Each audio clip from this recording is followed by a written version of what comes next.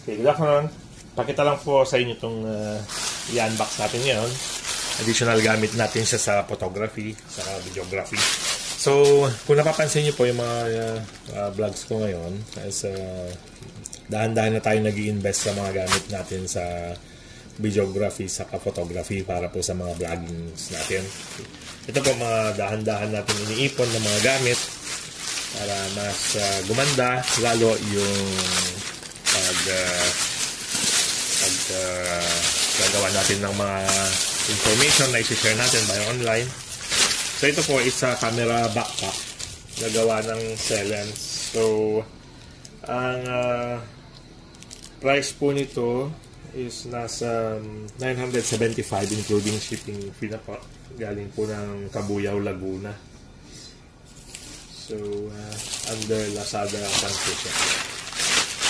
So kapag bumibili po ako ng mga gamit sa Lazada, napalaking bagay po pag glass mold yung bibilan mo ng gamit kasi mga verified sellers po yun. So normally maganda yung review doon, maganda siyang information na gawing reference kung itutuloy yung purchase or hindi. So ito po yung kinuha nating bag. So yung mga packets. So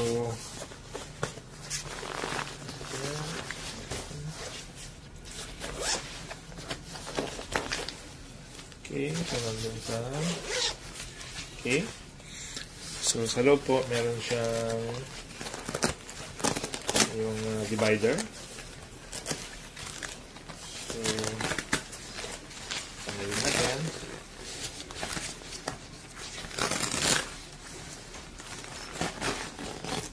So i-assemble na lang po ito isa-isa.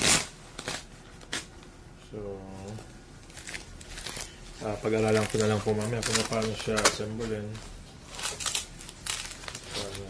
for easier ng kanya. So parang ganito po yata yan. So connect mo doon. So ganyan.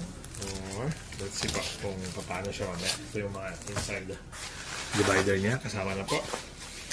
And then yung sa loob, so meron tayong may zipper, nilagyan ng mga cables, and then dito po lalagay yung tripod, so may suksukan dito, and then additional lock para hindi po siya mahulog. And then ito po is pang access sa side, so pag gusto natin sa side i-access galing sa pagka-backpack dito o dito naman po. So, depende lang paano natin isa-set up itong dividers. Okay, meron po itong lalagyan pag isasabit sa maleta. So, at least ito hindi po mahuhulog habang tinutulak natin yung maleta. Okay.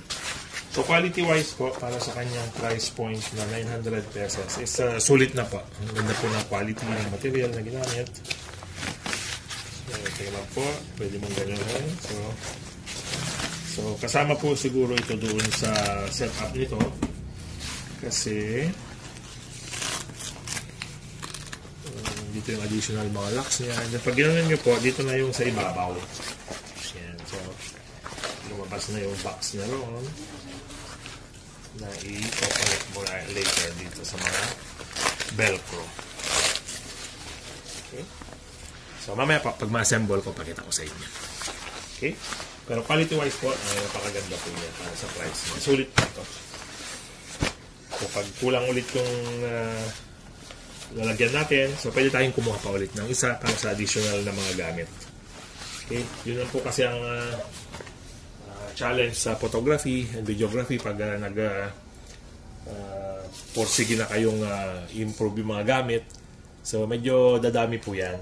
Dahan-dahan, marami tayong mga gamit na like mapupunta na tayo sa filters, extra battery, battery chargers, nandiyan na lahat. So, dadami po yung gamit. And then, mga gimbals later, pag mapag-aralan na natin. Ang isang tinatarget po natin ngayon is yung mirrorless camera ng Sony para mas malinaw po yung gagamitin natin pang photography sa videography. Pero, Sayang po, nag-iipon pa tayo. Napag-ipunan yung mga susunod na gamit na bibili natin for upgrade. Okay? Salamat po. So, good evening. Pakita ko na po sa inyo itong na-set up na natin na silence sa backpack natin para sa camera bag. So, ito po yung kanyang exterior. Then, sa interior, ito na po. Okay, so again, you can open from here and then also from this side. Okay, so ito po ang kabuuan. Ang kagandahan po nito, pwede mo siyang i-customize kung ano yung pangangailangan mo. So pag meron po kayong mahabang lens, so pwede pong ma-remove itong mga to. So detachable lang po siya. So ngayon, ang nilagay ko pa lang po is yung hard drive natin na storage. And then yung dalawang action cam natin. So pag dumating na po yung camera natin na pinag-iipunan natin, so depende po kung gaano kalaki yun. So lalagyan na lang po natin siguro dito, or siguro dito po pala yun. Yung main camera will be dito sa taas para madali siyang kuhanin pag kailangan. Nilagay ko naman po yan sa ibabaw, sa ilalim niya. Okay? So, yung bottom part nito, yun naman yung upper part dito sa ilalim. Okay? So, yan pa. Mas madali lang kumuha ng mga gamit. Okay?